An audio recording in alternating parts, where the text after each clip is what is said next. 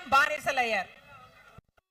ఎలా ఉంది ఆంధ్రప్రదేశ్ పరిస్థితి? ఈరోజు యువత ఉన్నారు, ఇక్కడ ఇంతమంది యువకులు ఉన్నారు.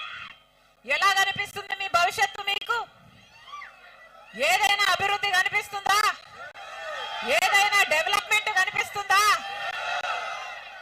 ఉద్యోగాలు కనీసం కష్టపడి చదివితే ఆ రోజుల్లో ఎలా ఉండేదో తెలుసా? రాజశేఖర రెడ్డి గారు ముఖ్యమంత్రిగా ఉన్నప్పుడు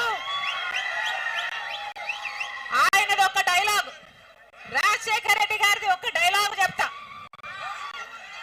మీరు ఏది కావాలంటే అది చదువుకోండి. మీరు డాక్టర్ అవుతారా, మీరు ఇంజనీర్ అవుతారా, మీరు ఎంబీఏ చేస్తారా, మీరు ఎంసీఏ చేస్తారా, మీరు ఏది కావాలంటే అది చదువుకోండి, అది ప్రభుత్వమే ఉచితంగా చదివిస్తుంది అన్నాడు రాజశేఖర రెడ్డి గారు. అలా ఆయన ఫీజు రీయింబర్స్మెంట్ ప్రవేశపెడితే ఎంతమంది పేద బిడ్డలు, ఎంతమంది లక్షల మంది పేద బిడ్డలు డాక్టర్లు, ఇంజనీర్లు, ఎంబీఏలు, ఎంసీఏలు అంతా ఉచితంగానే చదువుకున్నారు. ఈ రోజు లక్షణంగా లక్షలు సంపాదించుకుంటున్నారు. ఆ పరిస్థితి ఇప్పుడు జగనన్న గారి ప్రభుత్వంలో లేదు. కష్టపడి బిడ్డలు చదువుకున్నా కూడా ఉద్యోగాలు వచ్చే పరిస్థితి ఉందా? మన రాష్ట్రంలో 19 లక్షల మంది యువతకు అసలు ఉద్యోగాలే లేవు.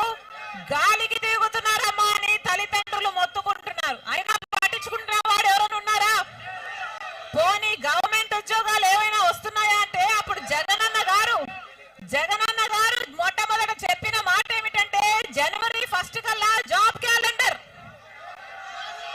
ప్రతి జనవరి 1వ తేదీన జాబ్ క్యాలెండర్, నోటిఫికేషన్లు ఇస్తామన్నారు, ఉద్యోగాలు భర్తీ చేస్తామన్నారు. ఒక్క సంవత్సరమైనా జాబ్ క్యాలెండర్ వచ్చిందా?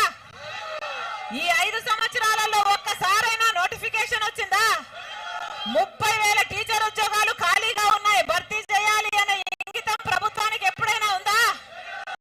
ఇప్పుడు ఎన్నికలు వచ్చాయి కనుక ఇప్పుడు నోటిఫికేషన్ వేస్తారట. మరి ఇప్పుడు నోటిఫికేషన్ వేస్తే ఉద్యోగాలు ఎప్పుడు ఇస్తారు సార్ అని అడుగుతున్నాం. ఎప్పుడు వస్తాయి మీకు ఉద్యోగాలు?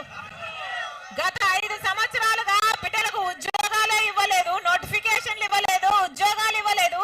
కనీసం ఒక్కటంటే ఒక్క గ్రూప్ 1 ఉద్యోగం అయినా ఇచ్చారా? అంటే మన ఆంధ్ర రాష్ట్రంలో బిడ్డలు ఎవరు గవర్నమెంట్ ఉద్యోగాలు చేయడానికి అర్హులు కారా? ఎవరైనా గ్రూప్ 1 ఉద్యోగం చేయడానికి అర్హులు కారా? ఏ స్థాయికి దించేశారు? Wine shop గట. ఎక్కడైనా అభివృద్ధి కనిపిస్తుంది?